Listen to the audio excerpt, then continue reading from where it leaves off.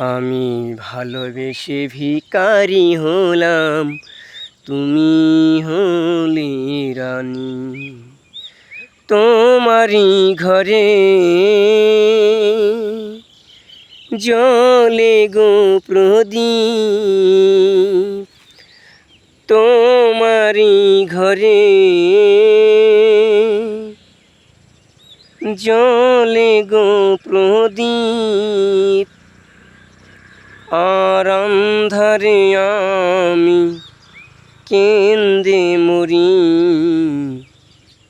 ভালোবেসে ভিখারি হলাম, তুমি হলে রানী গো।